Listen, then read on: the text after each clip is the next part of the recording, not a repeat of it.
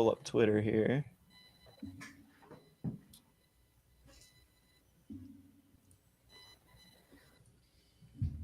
Now no one wants to talk.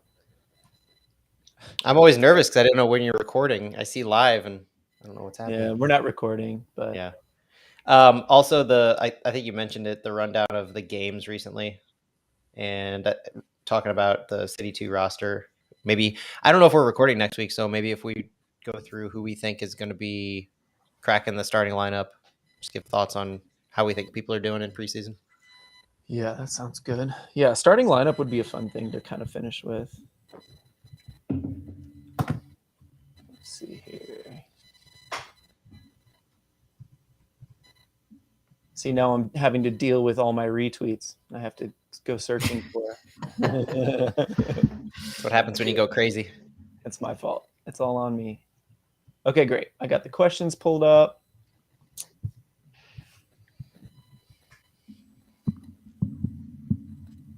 So if I'm cutting you off this time, it's probably to make sure we ask someone's question before you answer it. So we give everyone their credit. Let's see here. Anything else I need to pull up? I think that's it. I think we're good to go. You guys ready? Yep. Oh, Yeah. I'm going to pull up the chat, and then I'm good.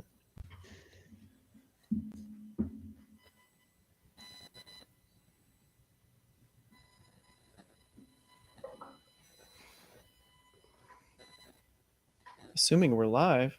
Yep, here we are. Yep. Yeah, I got the update. Cool. Okay. I'm going to hit record and we'll go.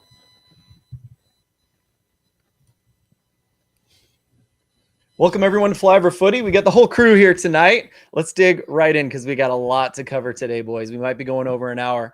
Matt's the first person I got right here in front of me. Matt, how's it going, man? About as well as it could possibly be going. The sun's out later. The birds are chirping. City signing some global stars. I don't think it could get much better right now. I think I got a little sweaty at that friendly. Was that yesterday? Yeah, I think that was just yesterday. Weather's been nice. Very nice. Santiago, how are you doing, man? What are you up to? Oh, doing great, doing great. Happy that St. Louis City SC keeps coming up with news and with signings. And as Matt said, happy that the nice weather is finally arriving. And I'm sure it will get cold again for a few days, but I think we're past the worst. So I'm happy about that. A little self-help there, making sure that we're not too terribly disappointed once we get another snow or something like that. Right.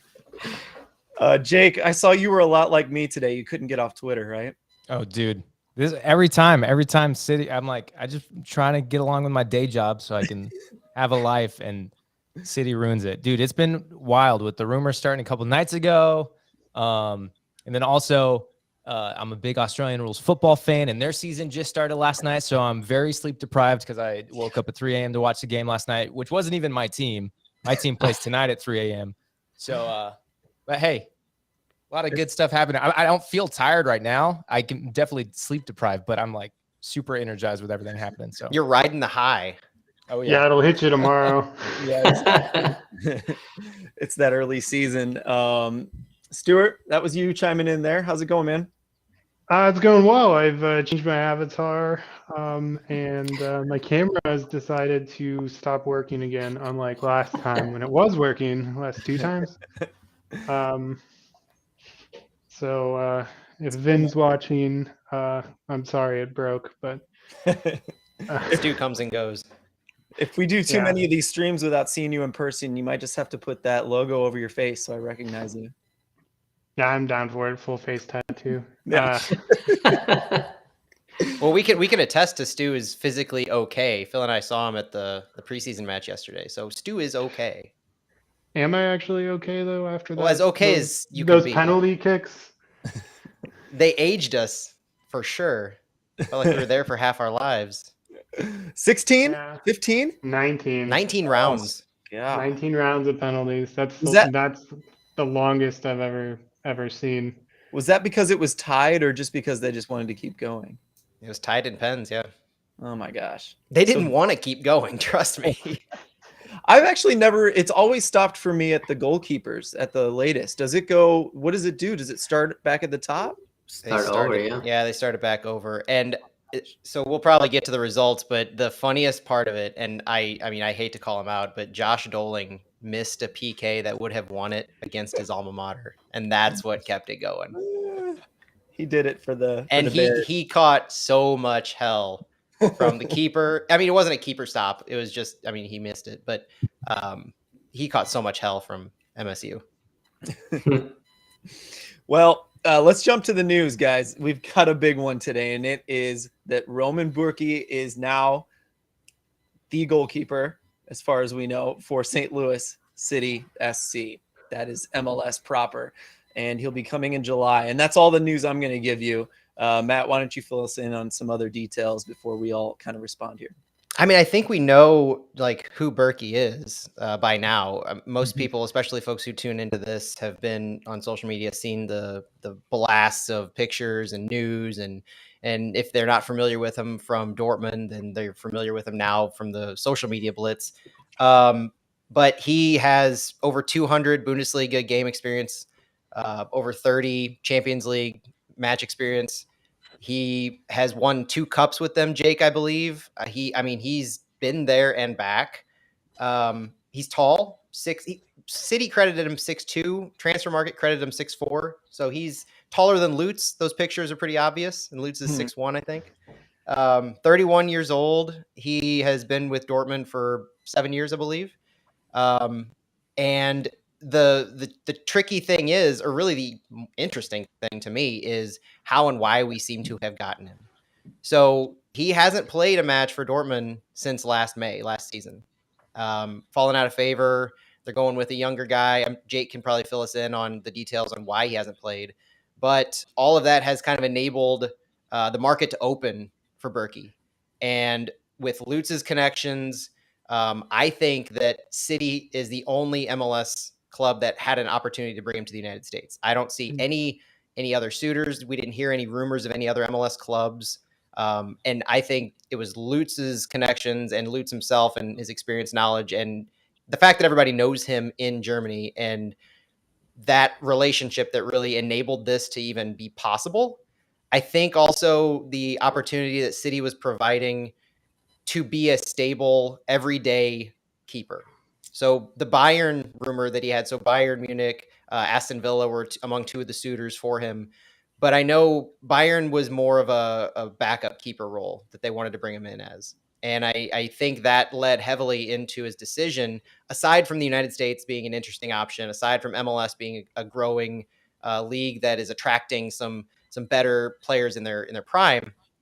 I think the opportunity to play full time plus Lutz put it over the edge. And it's very serendipitous for St. Louis City because all reports indicate it was a free transfer. And we were able to bring him in under the DP threshold, not use a designated player spot on a goalkeeper, which would have raised some eyebrows even with me. Yeah. And the ability to, from what we understand, he's on a TAM level, which means he's making over combined salary and any kind of transfer fees, making, which there shouldn't be, but he's making over league maximum, and we have the ability to buy him down through TAM. So that level of player provides a lot of salary relief, and with his experience and his resume, his pedigree, it lines up extremely well with other keepers in MLS. And I don't mean to monopolize the time, but I was doing some comparisons to Andre Blake in particular. So I got into a Twitter argument somehow with the guy who was saying Matt Turner would be starting at Dortmund. And when I was trying to say how well Burki would fit in MLS as a top tier keeper already, it was a weird argument. But I started doing comparisons between Turner and Blake and Burki just to see how he would line up, because I didn't want to make an ass of myself of claiming he's one of the best keepers or potentially in MLS already, because that's a pretty big statement. And his save percentages, his goals against per 90 minutes, his clean sheet percentages, I mean, they are, and we're talking big numbers here with matches played. Burki with over 300 matches played, Andre Blake over 170. He lines up right there. Better than Blake with goals against over 90, better clean sheet percentage. And that is the best goalkeeper in MLS, lining up with that caliber of a player. So it is not, to me, an overstatement to say that this puts us right there, top tier goalkeepers in MLS. Really cool comp there, Matt. I'm glad you fit that in. But we can't do any more without going straight to Jake here. Jake, you got a one up on us. You had a show last night. You're in 2 podcasts. One is for St. Louis soccer, of course, Flyover Footy, and the other is for Dortmund, right? Yeah, it's a really cool like perspective and take to have, because I mean I started the Dortmund podcast, which first of all I want to just give a shout out and thank you to anyone from St. Louis who went back and like listened to what we had to say about Burki as a Dortmund supporter and as a St. Louis supporter too, because just really cool for everyone to check it out, even if you're not a Dortmund supporter. I understand you just want to like find out what we know and what we want to have to say about Burki, but I kind of started that podcast because I'm like, there's not a lot of English speaking Dortmund podcasts. So I'm like, there's kind of a miss for it. And like, what are the odds that like this kind of news happens, like to fall in our laps, kind of like pretty crazy. And we were already scheduled to do a podcast yesterday. So it just was perfect. Like it was really awesome to be able to do that and just kind of get that take. And I've been seeing other like Dortmund supporter groups from across America, like just even talking about it and hyping it up and like, oh, I'm going to have to go see him now. It's like, you get to see him every week. Like this summer, maybe at Creve Coeur Soccer Park. I don't know, like just insane, just crazy. But yeah, I think there's a lot of different perspectives to look at this because I think maybe a little bit of an outsider MLS or St. Louis soccer fan can be like, oh my gosh, you see the announcement that we're getting Dortmund's keeper. Sounds amazing. Looks amazing. Is amazing. And then you dive into stats a little bit or realize that he hasn't been playing. He's not the number 1 keeper. So things start to get a little iffy and murky. You're like, well, is he really that great? And it's, I mean, so I don't know like all the details. Obviously, I can't break down everything. I don't know exactly what went wrong, but I think there's been some stuff more like personal life and personal issues. A big thing that's tied with him kind of like falling out is never being able to recover from, if you don't know, there's a like the Dortmund team bus was bombed on their way to a match. So there's a lot of like mental struggles with that. And just not only him, but other teammates, like they witnessed their teammates get brutally injured and stuff like in this horrific attack. So that was kind of something that I know affected him mentally and never quite bounced back.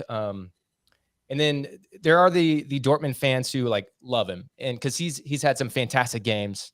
He's played in Champions League. He's done some big things, but then there's also games where it's like he fell apart and like made some mistakes. So there's really like, it's kind of weird to look at it and be like, how do I perceive this? How do I go about if I should be excited or not? But my big thing and my big takeaway is with Lutz having that connection with the Bundesliga and being so tied to it.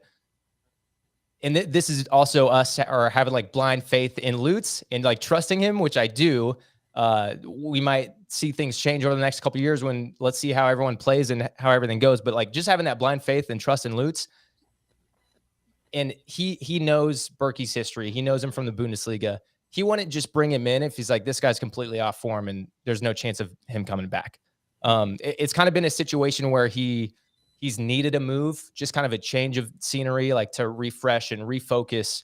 And you'll even see, I mean, even on the like St. Louis announcement and the Dortmund announcement, if you go through the comments, also a negative thing that you might see is like a lot of Dortmund fans are kind of like, oh, good, he's getting out of here. Like, thank goodness he's finally gone, because he hasn't been able to be productive over the last season and a half or 2 years. And he has got paid a lot because he was the number 1 keeper. So he's on a big salary at a longer contract. So that's why you're seeing Dortmund fans be like, oh, thank goodness he's out of here. Cause we do have a good younger keeper in now who easily took the number 1 spot and has been flying, and just kind of like he fell off and wasn't able to get back. But that's why I think just a change of scenery, it's something he's needed. There's been a lot of links with him moving before, especially in January. A lot of people thought he was going out the door. So I wonder how early this stuff started to play out, because a lot of people, Dortmund fans, were upset when he didn't leave in January, because they're just thinking about the wages, like getting the wages so they can bring in more players.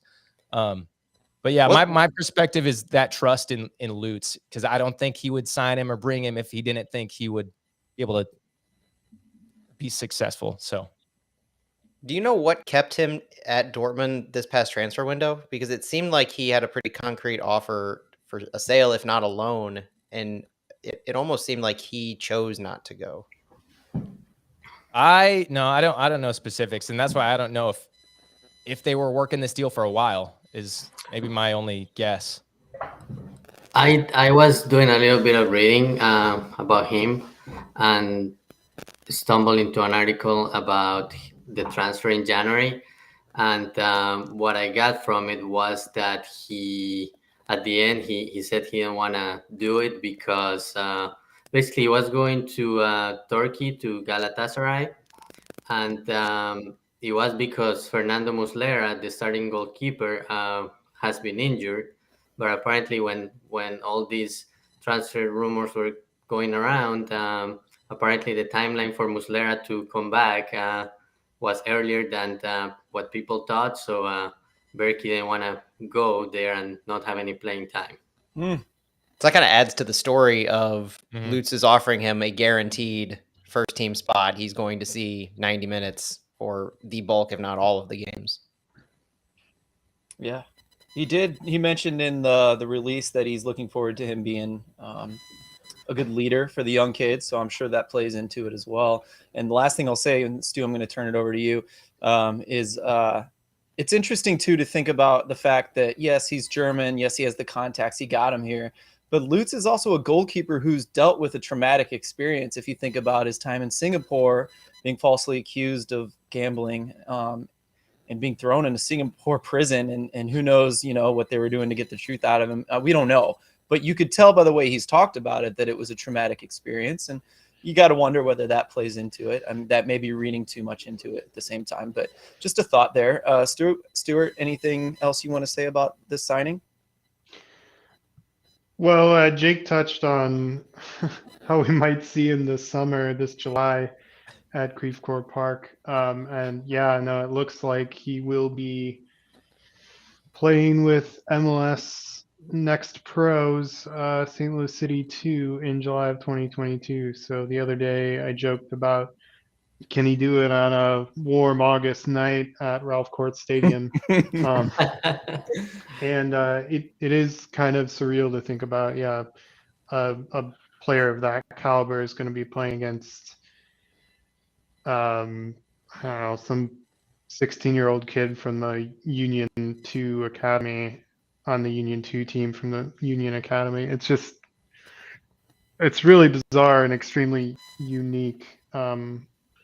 I honestly can't think of anything else. But Stu, at the same time, he could be playing right next to Josh Mayer and Fritz Vollmer. So, I mean, that could be his center back combo at some point. So you're talking about playing against. At the same point, he could be playing with and alongside these 17-year-olds on our team, developing them and kind of mentoring them and coaching them up, positioning, just general knowledge. So that's exciting. Yeah, and if you're a guy like Eric Walker, you just have to be over the moon right now. I mean, he's going to be a guy that's training with you every day. I mean, just imagine that type of incredible opportunity you have with a guy like him coming on board. And same goes for all the other signings. I know we haven't talked about them yet, but each one of those guys are, adult professionals, and they're going to bring everything to the table that, a guy who's been there like Josh Yarrow will as well. And I don't want to overlook Josh and everything he's been doing too. So yeah, no, it's I'm excited about Burki. Like Matt said, if he came on board as a DP signing, then that's generally a recipe for disaster in MLS. Yeah. Changes the narrative a but whole lot. yeah, For coming sure. on board as a TAM player, that makes a huge difference. Huge difference. Well, and Stu, one of the things you picked up on is at this point, we're kind of saying it's a known fact. I think in a lot of circles, I was listening to the MLS Today Twitter Spaces with Tom and Sam from MLS Soccer and The Athletic, and they were discussing as if it was almost just assumed that all of our players would get loaned out. And I think that's still the narrative in a lot of circles and a lot of conversations, that just like all of the other clubs in the past did, whether it's Atlanta or Nashville or even Charlotte, they're going to sign players. Whoever they sign early, they'll just loan them out to get them experience, whether it's to a USL club to keep them domestic or somewhere else. The article from Manuel Veth at Transfer Market laid it out pretty clear that Lutz made it clear to him that all new players will join the club are going to play for MLS Next Pro. So it's, without the club making it official, that's as official as it can get. Yeah, and conventional wisdom is what Tom and Sam are going with, which is you want your guys playing at the highest competitive level that they can. But there's also, roster calculations you have to take into account with these guys. Their clock starts the second they come and join the club in July towards getting their green cards, and therefore, dropping those international slots or freeing them up rather. So as interested as I am seeing these guys come and join, and how ridiculous it'll be seeing them play against like 17-year-olds in that league, it's I'm equally curious to see what the plan is to use those international slots next summer will be when they're freed, because I'm sure Lutz and the rest of the sporting side of things are looking 2 steps ahead. Who's going to take up those spots, Ostrak's spot when he gets green card in July, or whoever. But that's of course a long way from now. Well, and that's the other interesting thing for the international slots is we found out from basically Nick Kelly on Twitter, Charlotte FC's president, that the rule that clubs have to have their international slots locked in by the roster lock date before MLS season starts no longer applies to expansion teams. Charlotte has what I assumed was an exemption, but turns out it's an unwritten rule now, because it's not in the roster rules, that Charlotte gets until the secondary transfer window to convert an international player to domestic via green card. It is rumored now that we're getting the same opportunity, which means that the first part of next year will be a lot more fluid in what we'll be able to do once that year mark is reached, or once the green cards are obtained by the players we have. So that's a really good point. MLS, man. Let's get to some of the questions. We finally asked 4 questions, and many were given, and we're going to not forget to read them online. Here we go. Lou Boys SC Podcast asked, big fans of all the signings, and we are excited about each of them individually. At what point is there concern that Lutz and the FO front office may have blinders on for the Bundesliga and previous players with whom they have relationships? And we got a lot of pushback on this on Twitter, right? Like, who spends TAM money on a goalkeeper where there's a million good American goalkeepers? They're not wrong per se, right? What do you guys think? I'll start with that first part, and then I'll let you guys say. So on the notion of there's a million good American goalkeepers, Lutz also said specifically today, after analyzing the North American goalkeeper market for 18 months, we came to the decision to sign an experienced foreign goalkeeper, a leader who is a role model for young players. We spoke to a few goalkeepers, but I have known Roman Burki for a long time, and when I realized we could get him, it was a no-brainer. So take into that they analyzed the North American market for 18 months. Take into that he's known him for a long time. You can make whatever argument you want based off that. Yeah. So besides, I know Lutz said that, but were you guys surprised? I know the team has been analyzing the market for 18 months, but did you guys expect for the club to sign a goalkeeper, and a goalkeeper with Burki's level? And yeah, he didn't come as a DP player, but it's a player that has had success.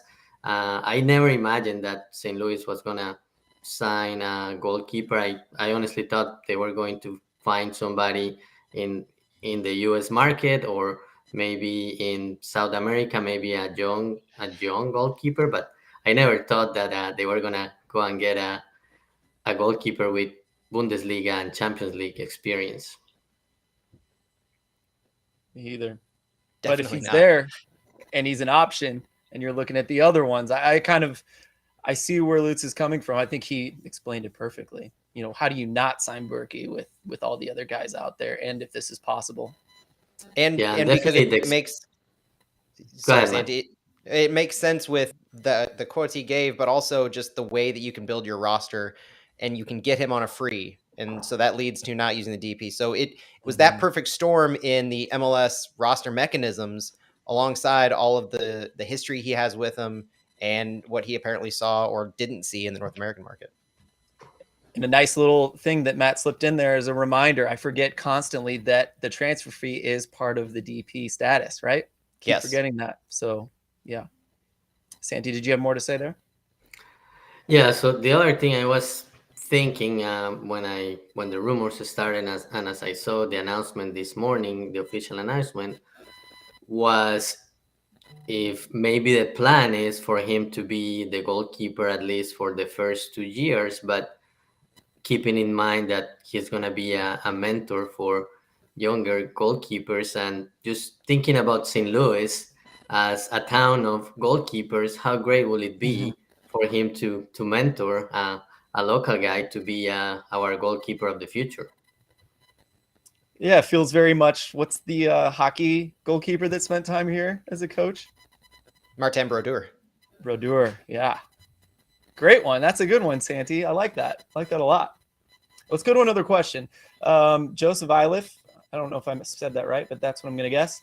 Also, how can we, the fans, make the new transfers feel welcome in St. Louis? They've probably not been here before.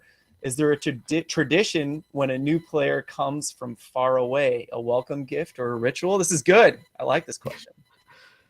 Well, I put an open invitation for Burki to come join my Dortmund podcast, so I'll show him the town if he wants. Take him to Amsterdam. I don't know. You got to love, like, a lot of these star players love to come to the U.S. because they don't get bothered. And here's Jake trying to get him on his podcast. Maybe that's the new tradition that'll happen with so many podcasts of St. Louis soccer. The new tradition is to get invited to one of them. There it's we not, go. No, and it's not just an open invite to come be a guest. Like, he can co-host. It can be his podcast. It can be the Burki Boys show. I don't care. Nice. You're offering him a side hustle. I love it. Also from Joseph Iliff, I know we're anxious to see all the new European signings playing in MLS Next Pro, but are we getting our hopes up too high? Will we really see them play? I think we covered that, didn't we? Sorry. We will really see them play. Yeah, great notes there, Matt. I love that you just whipped that quote out. That was good. Last one, Austin Adams. Any guesses at what the announcements will be in the next 10 days? Quote, Nilsson seems like an obvious choice, but are there any other announcements y'all think the team will make in the next 10 days? This is a perfect transition because I wanted to move straight to talking about Joachim Nilsson. And here we go. Perfect opportunity. Do you guys think it'll be Joachim? And if it is or it isn't, let's move on to who else these 10 signings could be. Crazy. I don't know about 10 signings, but I definitely think he'll be a signing in our 10 days of Citymas or whatever it is. Yeah. That was almost. If we're going off the trend of Manuel, I mean, he was teasing the Burki thing. Like, was he the one who kind of put out the Burki thing on Monday night when all hell broke loose for me on St. Louis and Dortmund Twitter? And then, then 2 days later, here we are. And then he dropped the more Nilsson info like earlier today or something. So if we stick with that trend, it's looking pretty good. Yeah. And he's been championing that banner for a little bit now. I think before the Burki rumors came out, he was already talking about Nilsson. Yeah. Who, Stuart, you said got called up to the Swedish team for, what was it? A qualifying match, I guess? For the qualifiers, yeah. Yeah, the World Cup qualifying playoff, which is also interesting, seeing he's going to be playing for a World Cup spot and he'll be playing on an MLS Next Pro team. It's just, again, pretty shocking. But some of the comments on, I don't know if you guys saw the replies to that tweet, but there are a lot of Swedish fans that were not terribly happy by that signing by Nilsson. But, I like what Lutz is doing. You build defense from the back. or you build a team from the back, and he's starting with a really good spine with Nielsen and Burki, and then I guess Klaus and Ostrak. That's your spine so far, and Yarrow. and Yarrow, yeah, Yarrow. If you want to view him, depending on what his role may be next year. Yeah, no, it seems like Lutz is starting to build things out the right way, though. There's always proof in the pudding, of course, and we'll see how these guys last, because I mean, whenever a guy leaves a club, it seems like there are fans who come out of the woodwork who just talk shit on him. So it's hard to filter through a lot of this stuff, which is why I'm glad, Jake, you're here, because you have a good idea on actual performance of Burki. But I've been trying to sift through it, and someone on Reddit actually posted today about a kind of dire review of Selmir Pedro that I hadn't seen before. So that was interesting. I'll choose to believe it's not true, but they said he was pretty trash defensively, but good going forward. So Yeah, we'll see. I don't know. I mean, he plays the full 90 every single match, so he's got to be doing something right out there. I know, and you don't just give international call-ups generally to no one, even though mixed Discord got a bunch of U.S. call-ups. I think he kind of faked his way into some of those. But yeah, I was trying to think of like that he played with the national team against our national team, and it's not like we scored a goal in the last extra minutes or something like that. But he did come in the second part of the game, so maybe he came on to give some offense. So I'm not going to say that that's not true because of that information, but it's interesting. I like seeing negative stuff. I don't want to see all positive stuff because it's a little more realistic, in my opinion, once you get a few of the bad details with the good. But one last thing I'll say about Austin's question about what signings we might get in the next 10 days. If I had to guess two positions, if we talked about, we just talked about the spine, I think two spots we haven't really addressed exactly in top team signings. I would say it's a central midfielder, perhaps like a defensive midfielder, or if we were to sign a DP, like a DP winger, perhaps, maybe even like a young money winger of some sort. I would love to see, especially that role on a roster as far as money is concerned. I'm super excited to see what someone like Lutz can dig out for young money contracts. So those are the two positions I would look for. Any more thoughts about what might sign in the next 10 days before we move on? So, Phil, you were talking about DPs, and going back to that article from Transfermarkt, Lutz didn't sound like very committed about bringing more DPs. He kind of sees DPs more like as a label, but he wants to bring players that fit the system and that will be contributors to the team. But we'll see. Maybe in the next 10 days we get a surprise and we get another DP. Back to Nielsen, I think thinking that he's fighting for a World Cup for a spot on the World Cup roster, he may be an exception and he may go on loan somewhere instead of playing in MLS Next Pro this summer. But we'll see. yeah, that's a good point. Because who's the Swedish national team coach? I have no idea, but I'm sure he's going to be pushing for him to play at the highest level he can. Oh, I'm getting a correction from Smitty Coach. His question was, what announcements will we get in the next 10 days? I'm saying player announcements. I guess it could be regular announcements. That's a good point. Think about numbers. Think about who teased it. Yeah. It was Matt Seebeck that teased the chief experience officer. So while it could definitely be more signings that could fall in that, it could also be something related to fans or stadium or the app. Things seem like more in his realm. The first season is free for all season ticket holders. We could get the Centene Stadium final MLS Next Pro match announcement. There we go. That's We got could that's a get- good one. We That could get has to be something one. about season tickets starting for general reserved. We could get season ticket discounts for MLS Next Pro matches or US Open Cup, something like that. Maybe a European friendly or a national team friendly or a national team Stadium match game announcement. in our stadium. Yeah, that'd be That'd cool. be good. Whether it's women's or men's. I want food announcements, and I'm going to throw this idea at Matt Seebeck. It might already be in the works. I don't know. I just thought of it, though. He probably thought of it a long time ago because it's his job to do cool things. So I'm probably behind. But you announce all the restaurants throughout and all the bars, and then you have a food festival where you get to come try all of them. Just want to eat and drink. I'm a fan of this. Massive Big fan food of this. festivals. Well done. At Matt Seebeck. One thing I do think, though, as far as player signings, I would not get hopes up, and I have no information. I'm just saying I would not get hopes up based on one of the other comments Lutz made. So we know Nilsson's on the radar. Seems like that's a slam dunk. We can assume right now as much as anything can be assumed. So that will give 4 international slots out of the 8.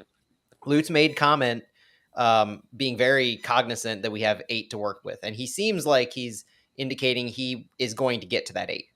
It doesn't seem like that one comment didn't seem like he was going to target beyond that like Charlotte has. But if we're assuming he's going to go for 8 slots, he's also mentioned that their focus for the summer is going to be on the South American and European markets. So with 4 of the 8 slots, and he actually said we have 4 of our 8 foreign spots signed.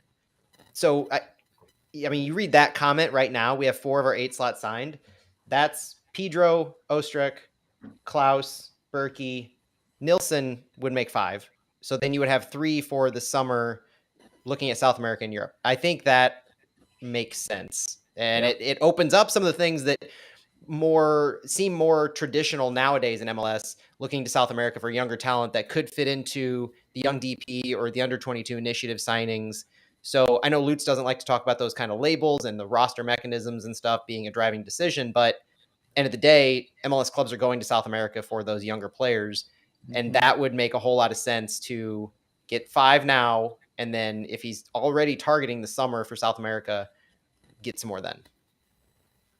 Lines up for me. Another thing you mentioned today, Matt, in our wherever we talk DMs, it was that if we get all these guys playing not on loan, if we get all these foreign international guys playing for MLS Next Pro, that starts the clock for this green card process, right?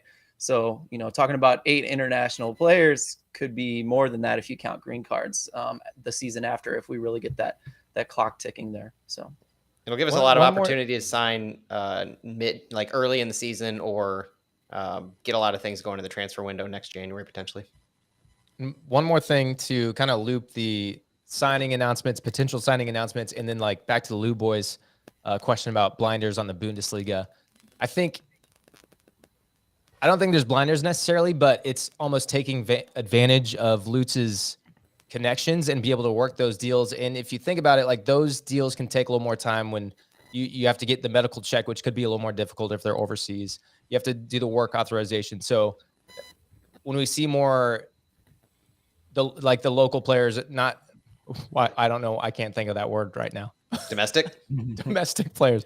Thank you. The domestic players, it doesn't take as much time to get all that stuff worked through. So that's why I think maybe we'll see those deals come through a little later. So if we do get some more international announcements later or sooner in the next 10 days, I think that's just, again, getting the Lutz advantage and working with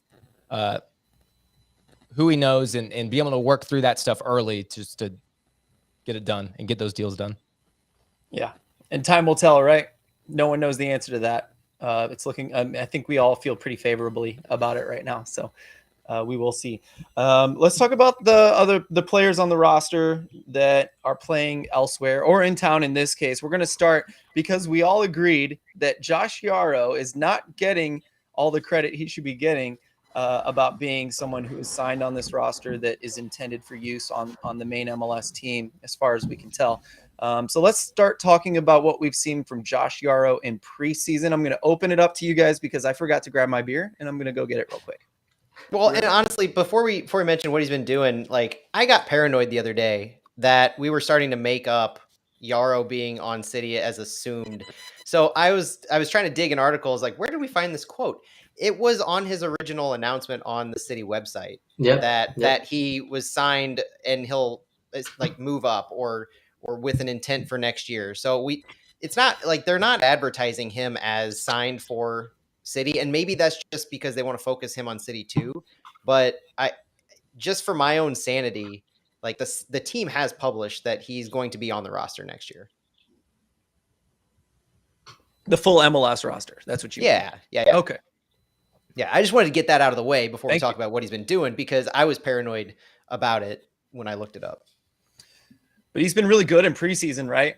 Who wants to talk about him in preseason? Because it's obvious that there's a difference to the look and feel of the team when he's on the field versus when he's not, right?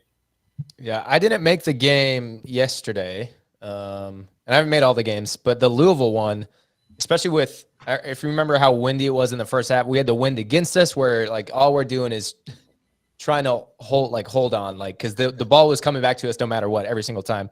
And he was just seemed so solid. It seemed like anytime a ball was coming through, especially with the wind, to like make it a little more difficult to like gauge it and judge it and just keep up with it. Like I didn't have a lot of worry like in that situation, which I wasn't panicking much. He just seemed so solid and so secure, which was just great to see. Like, he's just like a good leader back there and has like the skills to back it up too. Not just a verbal leader, but with his actions and how he's been playing. It's been great. Yeah, He Stuart, I know. He seems very cool under pressure. He seems very cool under pressure. I like that, Jake. He's very calm and collected. He came in as a second half sub yesterday, but most of the time he's been starting. And in what we're probably going to talk about, a potential starting 11 later, he's obviously pegged in. But every time he gets the ball back there, when we try to play it out of the back, he seems like he's never worried. He's never rattled. We were seeing Missouri State forwards kind of pressure him a lot when he had the ball in his own zone. And he made a couple slick moves, but it never seemed like there was any kind of concern about losing the ball.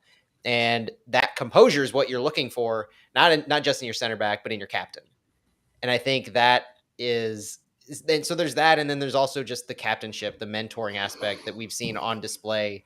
He's pulling folks aside. He's giving little tips when stoppages in play. He's talking to other players and kind of giving them pointers on where to position themselves or what he needs them to do. He's the true leader of the team, and I've seen that every single game that we've watched. Yeah, and the coolest thing yesterday about the game was that it was on the grass field next to the one with all the stands and things. So if you were watching that game, you were just on the sideline, you were close, there weren't a lot of people, there wasn't a lot of noise. And I loved it because we got to hear instruction from lots of guys, lots of leaders on this team, usually yelling at a younger person, right? But it's cool because you get to see that.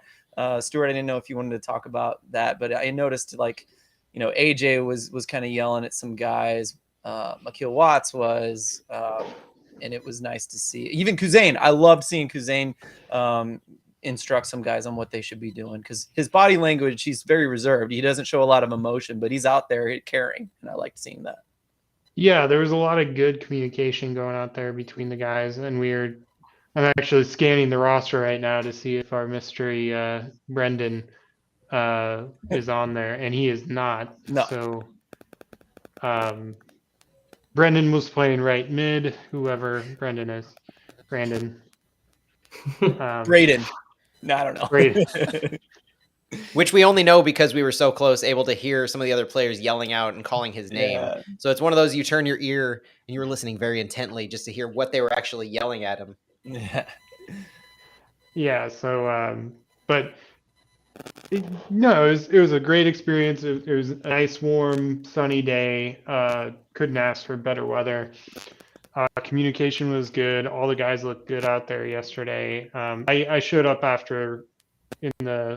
right after the second half started, so I missed the first goal and the first rotation of the guys. But second half, It was a lot of fun, and it was a lot of fun until about the 10th round of PKs after the game. But Kuzain's goal at the very end of the match was something special. That was Yeah. really nice to see. And Doling had a good bit of hold up play in the corner, and then he fed it into to instead of going to the corner, which someone was calling for him to go to the corner. I don't know who that was, but instead of going to the corner, he instead fed it to Kuzain just outside of the top of the box, and he just put that one in the top left corner. It was just a gorgeous shot. So, uh, but Baker and Matt and I were talking after the game and after the PKs about how this roster rule is going to be, or this game rule is going to be really interesting and make it old really, really fast. That every draw ends in PKs because novelty might wear off pretty quick. Good call. I agree. I don't know. Yeah, that's really interesting. I think since we're talking about Josh and we kind of dug more into all the players, I think we should just keep talking about preseason before we cover the rest of our players signed. Any other thoughts about what anyone has seen in preseason with the team? I'll lead off with just that Doling, it's really cool to watch. Another thing I noticed yesterday is like Doling will give like a hand signal or he'll make like a 3-syllable noise. And at that point, I know for a fact that the ball's going his way, usually on a dead ball, but you just never know. Like, I like the baller attitude that he's got, that Akil Watts and like a few other guys. It's like this thing that's going on, and I like it. That was cool. But preseason, open forum here. What do you guys think?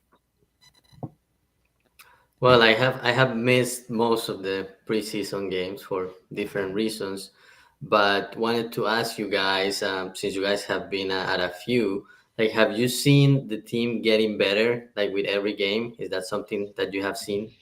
That's actually what I was going to say. Yeah, Ghost too.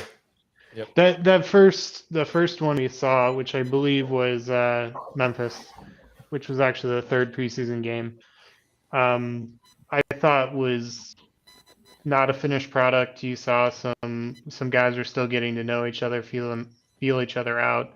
But now that we've kind of settled on what I think is a pretty apparent starting 11, or at least seems to be what they're favoring. Ball movements much cleaner. Communications better. You know, guys at the back line are covering each other, filling gaps. And it feels like even the keepers are a little bit more comfortable with directing their back line, communicating. Overall, I think there's definitely been some growth, and it's just so hard as preseason. How are they going to actually perform during the regular season? It's I just don't know, but can't help but be optimistic. Stu's coming around to my line of thinking. Can't help but be optimistic. I think one of the more difficult parts about preseason is dealing with all of the different lineups and subs and formations, because it's clear they're trying things out. MLS Next Pro is going to be a league of trying things out, but this is just that as in and of itself. And it makes it hard to really judge how a player is when his line mate might be completely different than who he'll start with during the season. But as the preseason's developed, two things that have kind of stuck out to me on players that are being real true leaders were Josh Yarrow and AJ Palazzolo. We heard AJ in particular was incredibly vocal yesterday. And I think he's been this way. I kind of slew as cold as all get up. So I wouldn't blame anybody for not actually talking and just worried about conserving warmth. But he was being very vocal in his leadership style. I mean, you were having some of the younger guys who were out there on the pitch that he knew where they needed to be when he either had the ball or he had that field vision.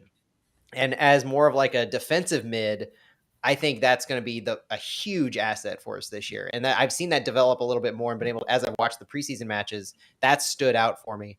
But also Josh, it's almost the same type of leadership, but in a manifests itself in a very different way. He seems more cerebral, more quiet, more reserved, where he's just going to pull a guy aside and just walk up to him, be like, and tell him like point blank what he needs to be doing, or what went wrong, or what will work better next time.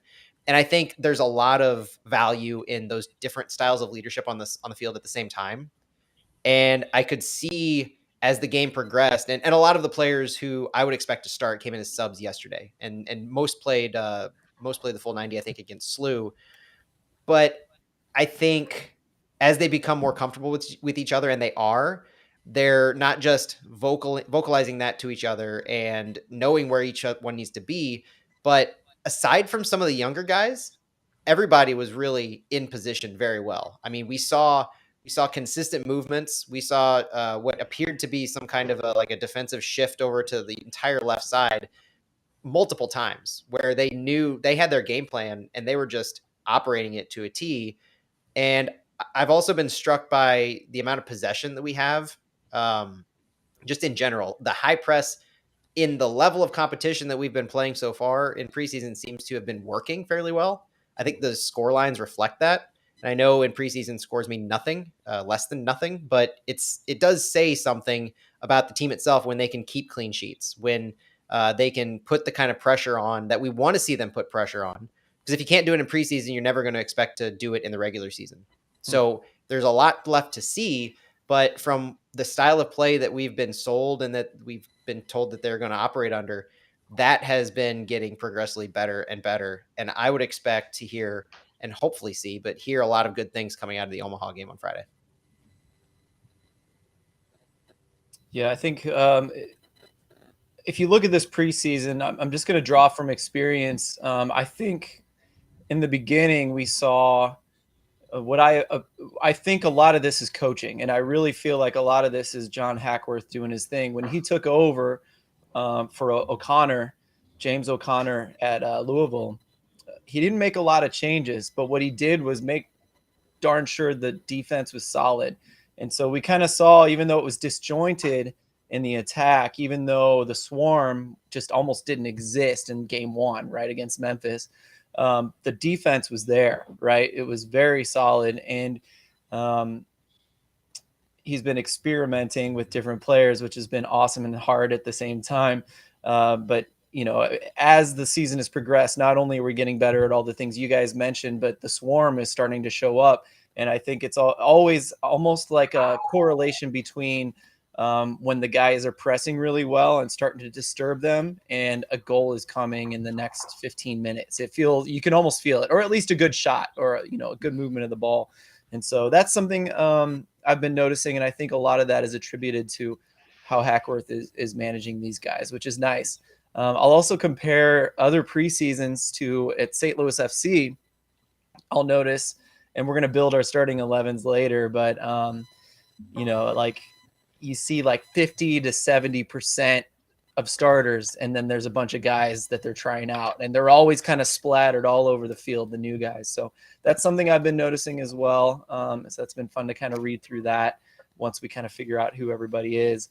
I think that's all I was going to say. Any other thoughts about preseason and how it's been going? I would correct Matt on one thing. Typically, results don't matter at all in preseason, but beating Lou City twice in one game, both in regular game and in penalties, that result mattered a lot to me. So I was very happy seeing Louisville lose. 100% concede that point. Well said. You had to fit in twice. I love that. The other last thing, I forgot to say this though. One thing about all of us, all through that preseason so far, is that we've been hard to play against. It doesn't matter who. Memphis, Louisville, Missouri State. We looked really good against Missouri State, but we frustrated Louisville, and that was actually, I was most worried about that game because they played a decent amount of first team players against us, and we held our own. We made it hard for them. gave them some chances, and we stood up to them and scored a goal in the end. It was awesome. It was perfect, Well, right? On the swarm note, I think one of the biggest takeaways too that it's apparent if you're watching for the players to swarm when they don't have the ball is in order for that to be effective, you have to make sure that if the swarm is beat and if they get past your midfield, that you're tracking back and that you're preventing them from getting open shots or having numbers in the box. And I mean, it could have happened once or twice, but I'm just not remembering a whole lot of times where that's occurred.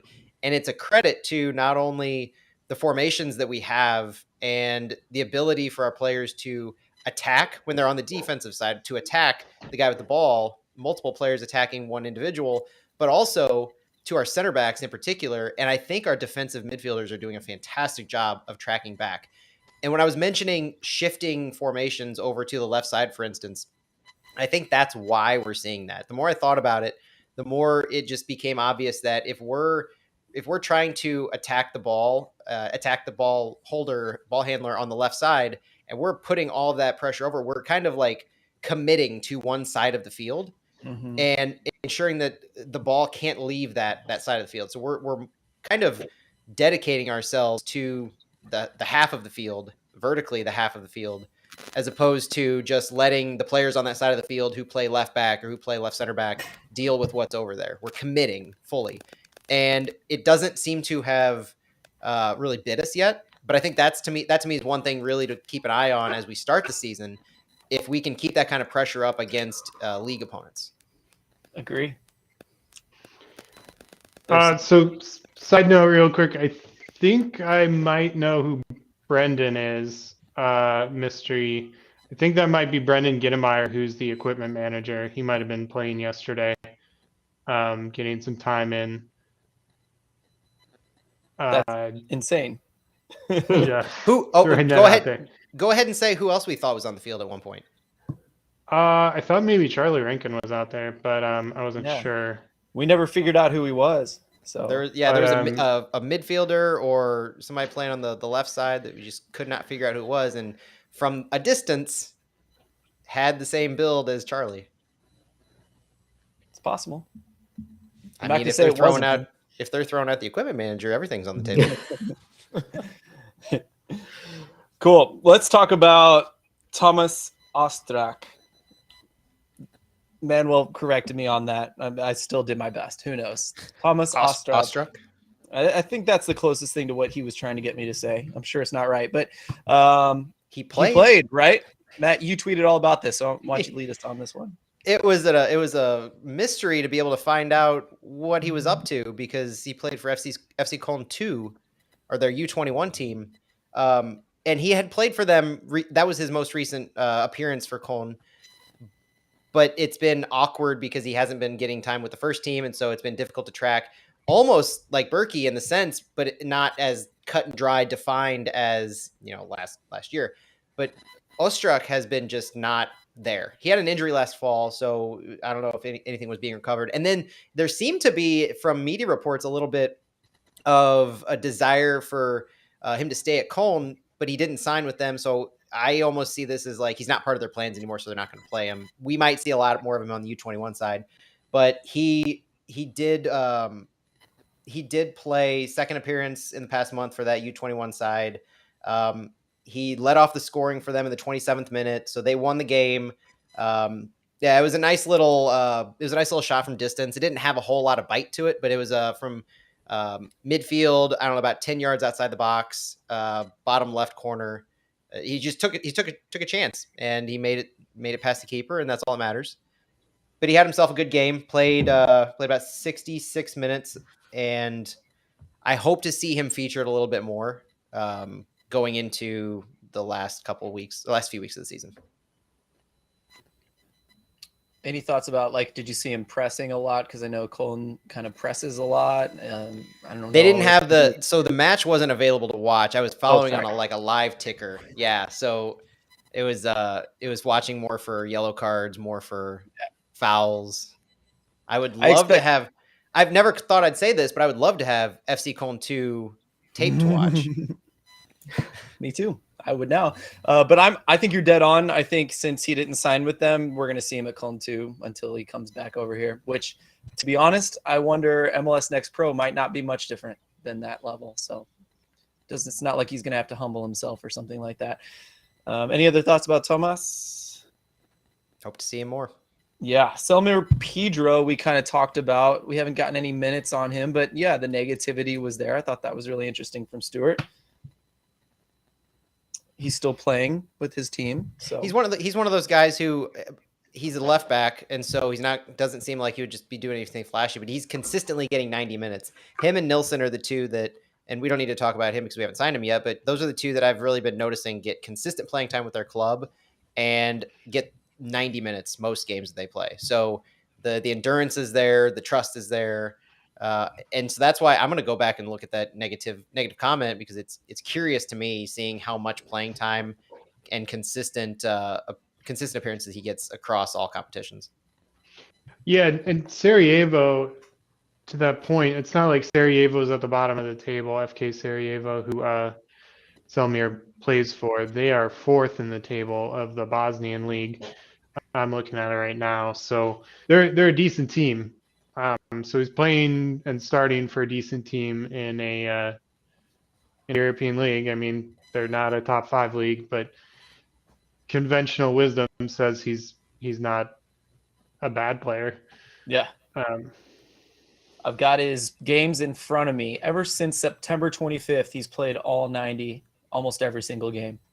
Yep. And he has an assist on the 30th of October before the break. So, he's playing every game. What more can you ask? He played last on the 12th, just the other day. So all is well in the world of Selmir Pedro. Doesn't sound like we have much else to say there. But we've also not really talked a lot about João Klaus. But he is a player that has played a couple games with St. Truden, if I'm not mistaken. Yep. He got a goal actually right after we signed him, right? You got a goal in the next game. The weekend after we signed him, scored a goal. I'll take it. This week he didn't do a whole lot. He didn't start. He featured in the 53rd minute as a sub, played a center forward in a 5-3-2 formation that they were running. He had 2 shots on goal, and his team went on to win 1-0. Great. He's getting minutes, and I think he's going to be good for us. I really like that signing as well. And like I said, he's really similar to the other strikers we use on that team, which is Ferguson and Doling. He's a similar profile player. I'm not going to say he's the same, but you get it. Am I missing anyone? I think that's everybody. Yeah? Perfect. Yeah. Let's get some news out of the way, and then we'll talk about our starting 11s. That's what we'll finish with. I'm looking at, let's see, how long have we been going here? Oh, a little while. So let's try to make this quick. In about the next 10 minutes, and we'll try to rush through our starting 11. City 2 has a radio broadcast that's going to be happening during the regular season. It's 5:50 a.m., right? I didn't get that wrong. Okay, good. Yep. Awesome. This is really great. If I can't watch it, I can listen to it in my car, which I've definitely done in the past with St. Louis FC. Yeah, so that kind of shores up the broadcast coverage for that first game at least. And they haven't been clear on if that's a season-long partnership or just for the first match, but it's streaming now. I would assume it is. KTRS was really good for St. Louis FC. But it's streaming on MLSnextPro.com. It's the radio locally, 550, and obviously come out in person.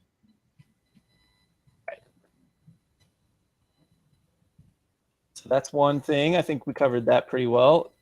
Open Cup game is no longer happening in St. Louis. It will be in Indianapolis. Massive bummer, right? Because Open Cup, we all like it maybe more than everyone wants us to. Madly in love with this competition. I hope we get to see a game in St. Louis before it's over. I don't know. This could be our last chance. What do you guys think?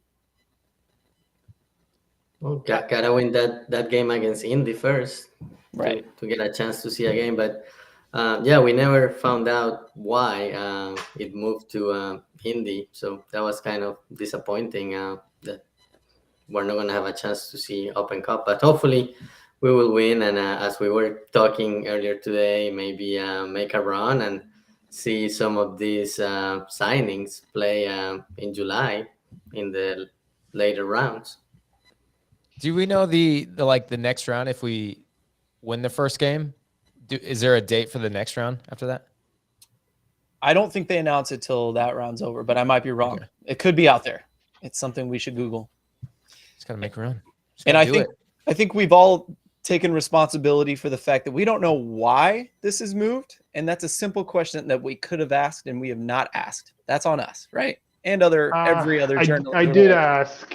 I You did did? ask Oh. while we were broadcasting. I heard sometimes schedules change. That's the answer I got. So I'm guessing schedule conflict just makes the most sense and is logical. So third round would be April 19th through 21st.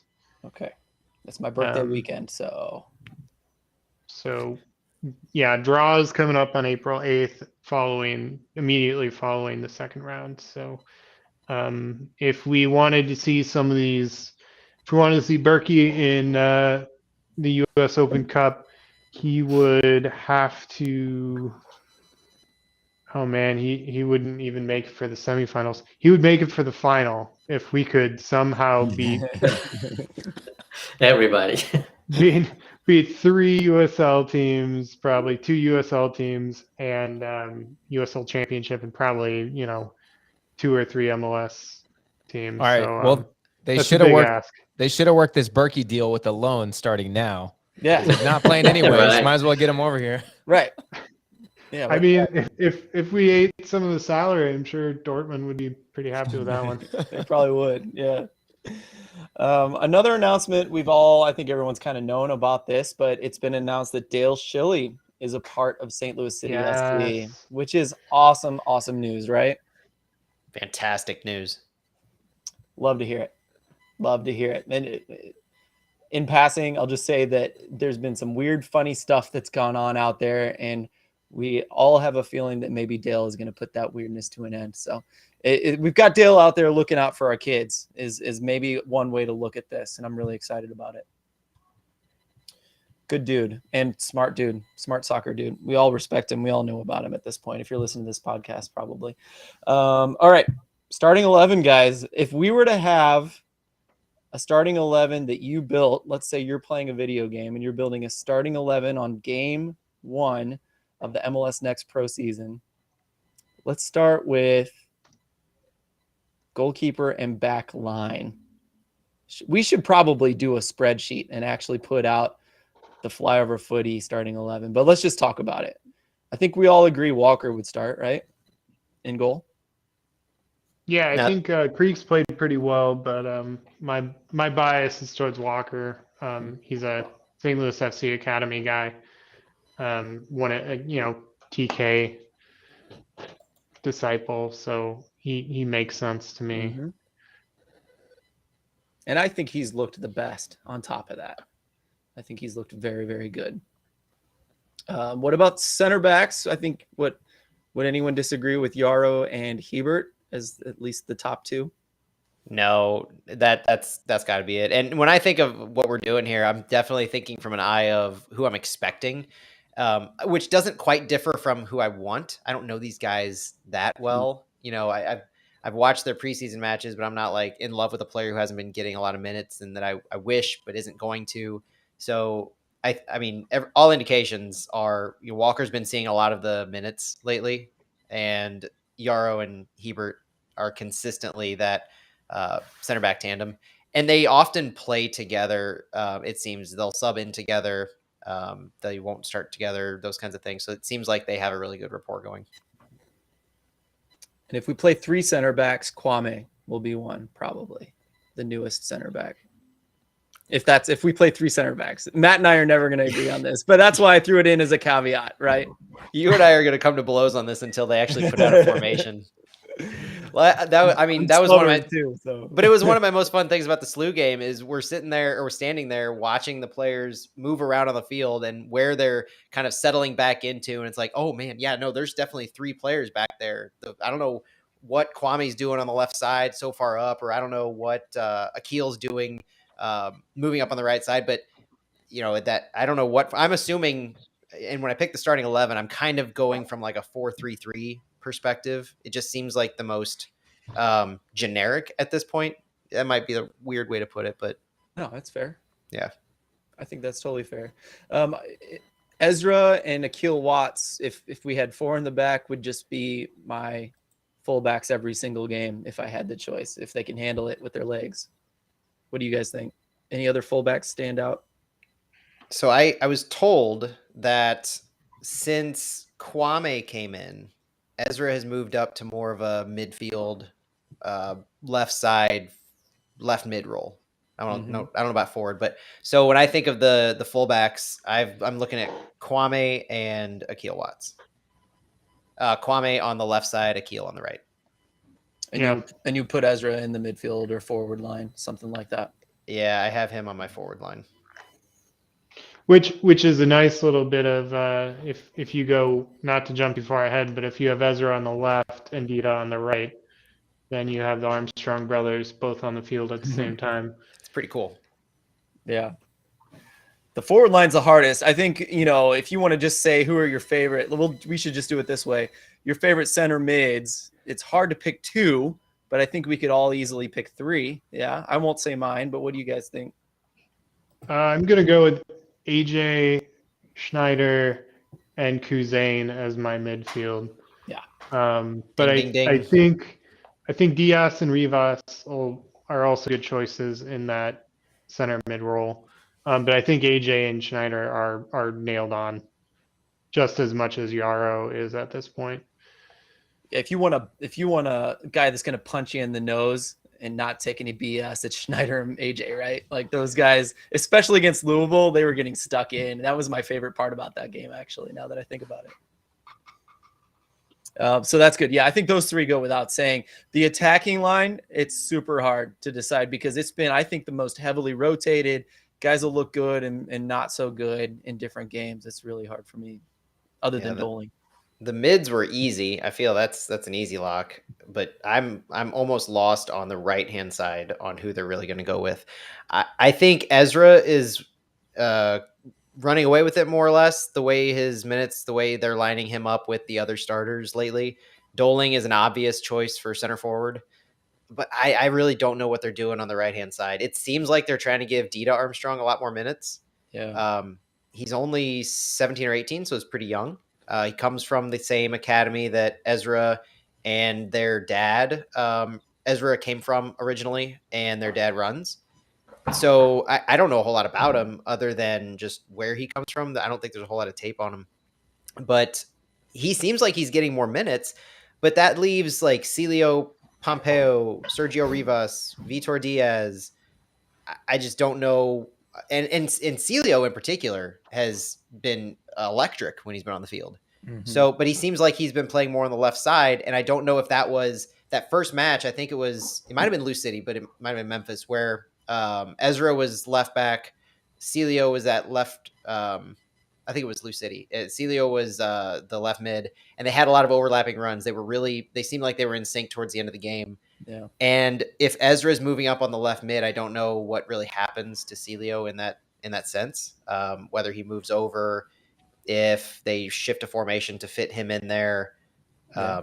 Dita just seems like he's getting more minutes, and it would be pretty cool to just say the Armstrong brothers up front.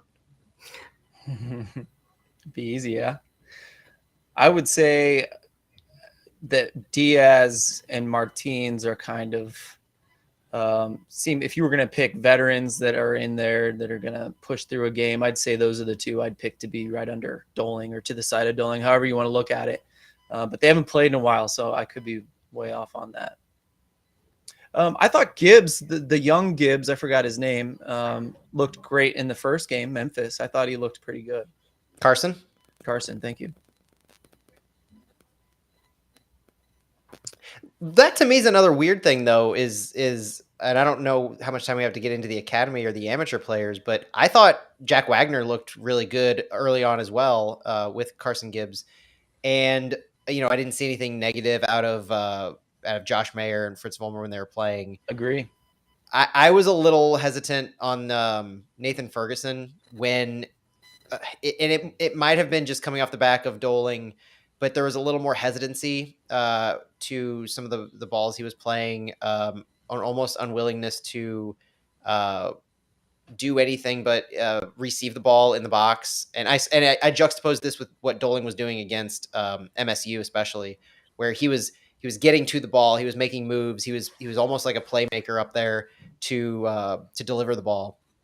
And I didn't see that, but at the same time, Ferguson hasn't seen a whole lot of minutes lately, from what I could see, and that kind of goes across the board to the amateurs. So I'm not quite sure what the long term plan is for them in City 2. When we're talking about the starting lineup, none of us have mentioned a single amateur, and so I don't, and that lines up with what we've been seeing on the field for the bulk of the minutes.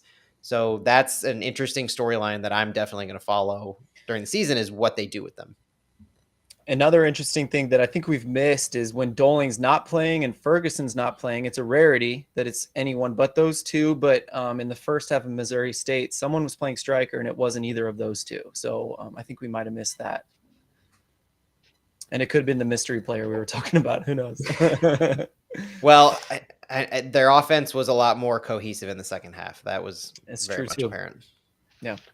I mean, we haven't talked about him yet, but he's kind of fallen out. But Aaron Hurd was kind of nailed on to be a starter before the roster got announced in any games. I think we all were assuming that. I mean, was that Aaron playing that in the game yesterday? Who might have been playing center mid? It's possible. The only reason we were saying no is Instagram snooping. Looked like he got a haircut. A haircut might have like been wrong 2 weeks ago. Yeah. Yeah. I mean, it took us like forever to figure out who Ben DeRosa was, so we're not the best. I mean, this is what happens when you don't have numbers on players. Yeah, just give us numbers. I mean, we might be the only ones like really caring about this. I don't know. I'll just say that's why like I haven't chimed in at all, because I have barely been able to keep up with anything. And the only games I've been to, I've had my dog with me, who's been very distracting. So there's like five guys who I know, and I'm like, yeah, they're cool. Put them in there. I mean, we need Margot on the show. She just can. She usually will barge in and jingle around. But Margot is the main reason that anyone should go to any City 2 games this year. If Margot's going to be there, anyone who might want to go should be there. Just amazing team mascot. You can even walk her around the field so I can watch the game more. That'd be great. That open field with the grass that they're playing on the other day. The Louisville game is the last one I went to, and I was able to. I just tied her to the fence, and I did get to catch more of the game. So that's good. You're ready for parenthood. This is perfect. I think the last thing because we've mentioned this multiple times, is we do all find it strange that we have these academy kids that we thought are going to get minutes, kind of the Aaron Hurd thing we just mentioned. But there's a lot of academy kids who have a lot of potential, who we thought would be like, okay, they're going to want a lot of grown man minutes so that they're ready to go, ready to be on to the next level after MLS, and ready to really step in for MLS when the time comes. And they haven't been getting a lot of experience in preseason. Now preseason's preseason, and we have an academy season going right now too. So who knows? But that is something we're all wondering, that if we had Lutz in the room, I think that'd be my first question. I'd be like, hey, what's going on here? If any insight on that, it'd be really interesting. So do you think part of it is, since all these new guys came in who come from different spots all around, I guess trying to get them to mesh, since they're like the more senior roles and the more senior leaders on the team, like let them mesh and build this out, and then we'll plug in the academy kids. I mean, not academy kids, but the younger talent as who we know can, the system, who know the system from their academy. Yeah, but we got to let these guys gel to create this team before we can start slotting these guys in. That's a fair thought. I've had the same thought. Yeah, I could see it. I think the difficult thing I think through long term is, now we just talked earlier about the City SC guys that we're signing, the internationals coming in to play MLS Next Pro. We're up to 4 or 5 guys who are going to have roster spots on City 2 after July. That's going to take slots away from some of the guys potentially like a Doling or Walker, or maybe even Hebert. Some of these guys who we're saying they're rock solid where they are now, they might lose starting spots. And so if we're already talking about the amateurs, the former academy guys struggling to, or where are they on the pitch and finding their minutes, how exacerbated is that issue going to be in the back half of the season? Yeah. Yeah. Yeah, like the time to give the minutes is now. It's not going to happen in July. So I get Jake's point of view that, yeah, you get like the veterans and you have to get them acclimated to the team. But at some point, you have to start giving minutes to these younger guys. It's a balancing act, and I'm glad it's not my job, right? But we'll see how it goes. One more preseason game, and then we have game one of the real season. So time's ticking. It's coming close, and I'm really, really excited to get this going. I'm going to miss the first game, actually, and I'm really sad about it. I'm going to go out of town. I know. So I'll be missing you guys, but I know I'll be at that next one. So, and I've heard that. Go ahead. I've heard on that first game it's going to be kind of an all-out show from MLS Next Pro. Oh, right. Like sideline reporters and sideline stuff. reporters. Yeah, I think MLS. I don't know if Albrecht or whatever the president's name of MLS Next Pro. He's going to be there. Rumors that Don Garber is going to be there, so MLS might be sending some folks, and then sideline reporters are going to be there for MLS. So I think it's going to be, and I wouldn't expect anything less the first game of the entire league. Right. I think they're going to go all out, so it should be a good time. And plugging our own soccer fandom, the tailgate. There is a tailgate 5:15 on the roof of the Olive Compton parking garage before the match. So that'll be a fun opportunity to kind of get in the spirit of everything. So back into real matches, lots of new fans, old friends. That'll be a fun time. Makes me think about the roustabouts. That's the last time I went to a game at SLU in preseason. That's cool. All right. That's it for today, guys. We'll try to hit you up in the next week or two, and we'll have a real game to talk about if it's in 2 weeks. Till then, thanks for listening, everyone. We'll talk to you next time.